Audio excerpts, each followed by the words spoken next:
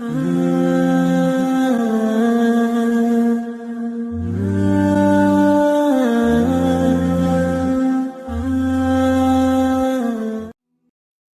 حکیم صاحب تھے۔ ان کا مطب ایک پرانی سی عمارت میں ہوتا تھا۔ حکیم صاحب روزانہ صبح مطب جانے سے قبل بیوی کو کہتے کہ جو کچھ آج کے دن کے لیے تمہیں درکار ہے ایک چٹ پر لکھ کر دے دو۔ بیوی لکھ کر دیتی۔ آپ دکان پر آ کر سب سے پہلے وہ چٹ کھولتے۔ بیوی نے جو چیزیں لکھی ہوتی ان کے سامنے ان چیزوں کی قیمت درج کرتے، پھر ان کا ٹوٹل کرتے، پھر اللہ سے دعا کرتے کہ یا اللہ، میں صرف تیرے ہی حکم کی تعمیل میں تیری عبادت چھوڑ کر یہاں دنیا داری کے کاموں میں لگا ہوں۔ جو ہی تو میری آج کی مطلوبہ رقم کا بندوبست کر دے گا میں اسی وقت یہاں سے اٹھ جاؤں گا۔ اور پھر یہی ہوتا۔ کبھی صبح کے 9:30 کبھی 10 بجے حکیم صاحب مریضوں سے فارغ ہو کر واپس اپنے گاؤں چلے جاتا۔ ایک دن حکیم صاحب نے دکان کھولی، رقم کا حساب لگانے کے لیے کھولی تو وہ چٹ کو دیکھتے ہی رہ گئے۔ ایک مرتبہ تو ان کا دماغ گھوم گیا۔ ان کو اپنی آنکھوں کے سامنے تارے چمکتے ہوئے نظر آ رہے تھے، لیکن جلد ہی انہوں نے اپنے اوپر قابو پا لیا۔ آٹے، دال وغیرہ کے ساتھ بیگم نے لکھا تھا بیٹی کے جہیز کا سامان۔ کچھ دیر سوچتے رہے، پھر سب چیزوں کی قیمت لکھنے کے بعد جہیز کے سامنے لکھا، یہ اللہ کا کام ہے، اللہ جانے۔ 1-2 مریض آئے ہوئے تھے، ان کو حکیم صاحب دوائی دے رہے تھے۔ اسی دوران ایک بڑی سی کار ان کے مطب کے سامنے آ کر رک گئی۔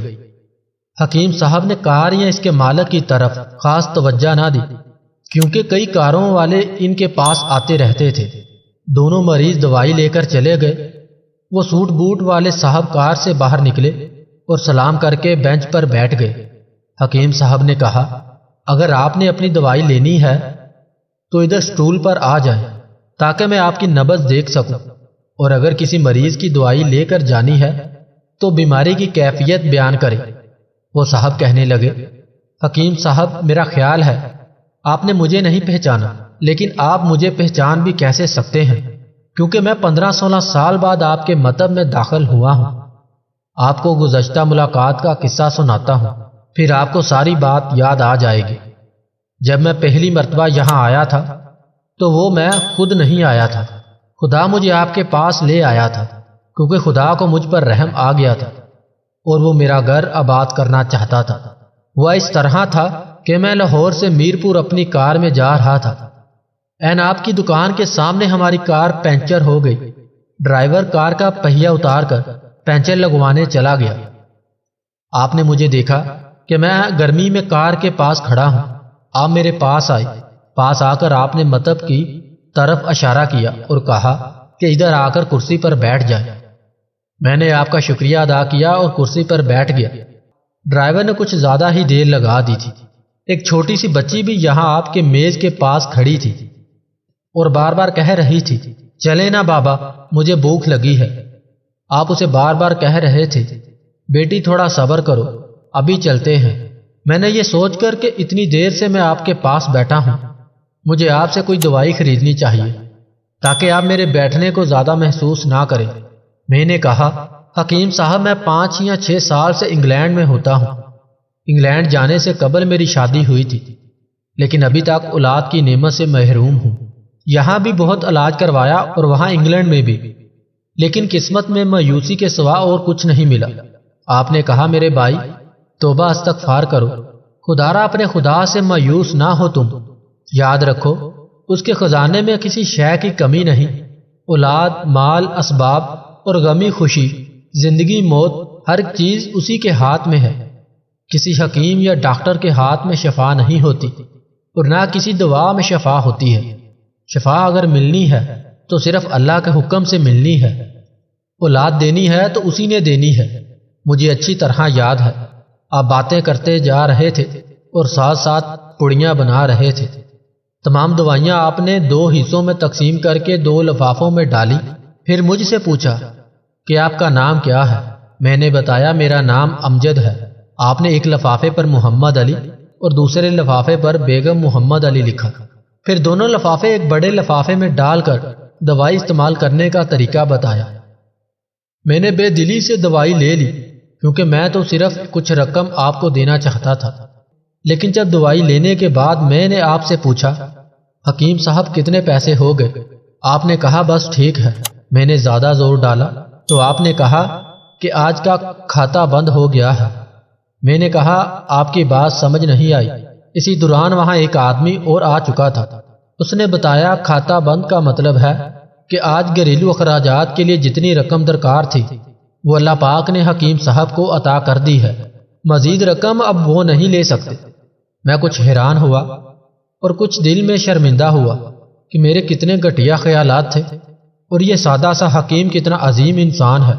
میں نے گھر جا کر بیوی کو دوائیاں دکھائیں، پھر ساری بات بھی اسے بتائی کہ میں یہ دوائی کیسے لایا۔ اس کے منہ سے نکلا کہ وہ انسان نہیں کوئی فرشتہ ہے اور اس کی دی ہوئی دوائی ہمارے من کی مراد پوری کرنے کا باعث بنے گی۔ حکیم صاحب آج میرے گھر میں 3 پھول اپنی بہار دکھا رہے ہیں۔ ہم میاں بیوی ہر وقت آپ کے لیے دعا کرتے ہیں۔ جب بھی میں چھٹی آیا کار ادھر روکی لیکن آپ کی دکان بند ملی۔ میں کل دوپہر بھی آیا تھا، آپ کا مطب بند تھا۔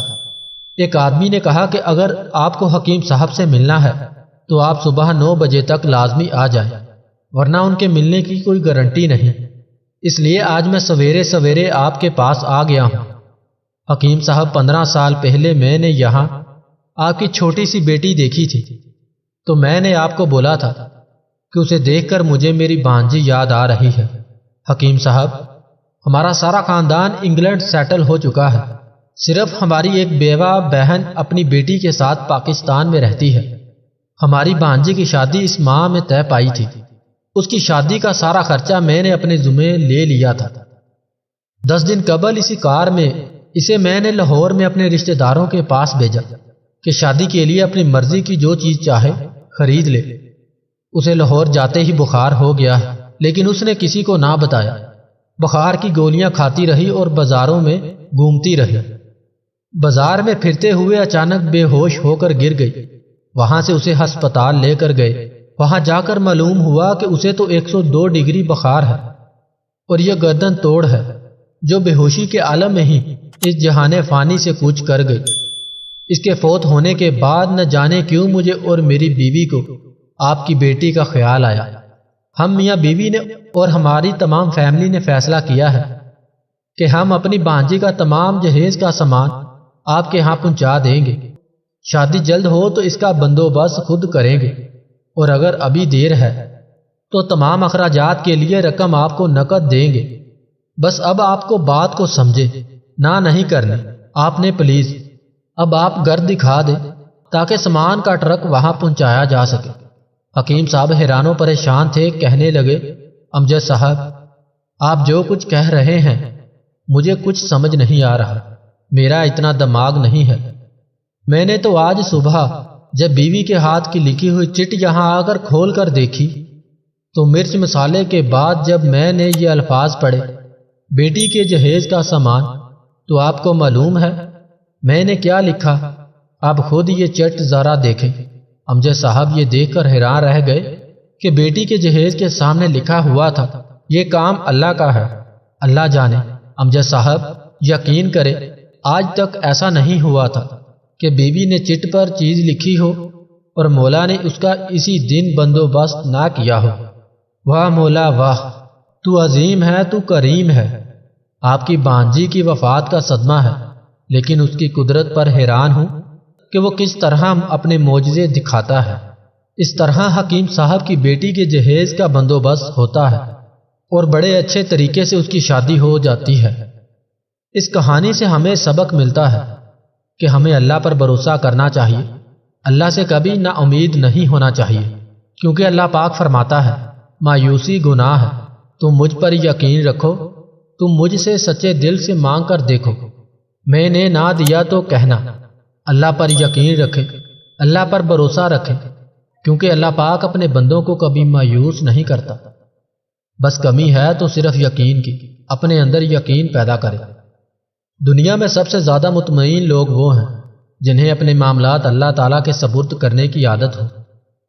سچائی اور نیکی کا راستہ دشوار ضرور ہوتا ہے، لیکن منزل بہت خوبصورت، برائی کا راستہ بہت آسان سہی۔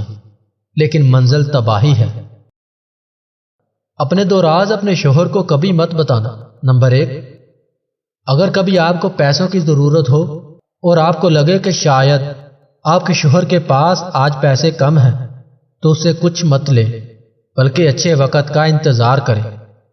نمبر 2، اگر آپ کا دل دکھا ہو کسی بھی بات پہ تو ہر بات پہ شوہر کے سامنے آنسو مت بہائیں، اسی طرح وہ سمجھے گا کہ آپ بہت بزدل اور کمزور ہیں۔ اگر شوہر کی والدہ سے کسی بات پر بحث ہو جائے تو اسے شوہر کو مت بتائیں، بلکہ خوش اسلوبی سے اس بات کو خود حل کریں۔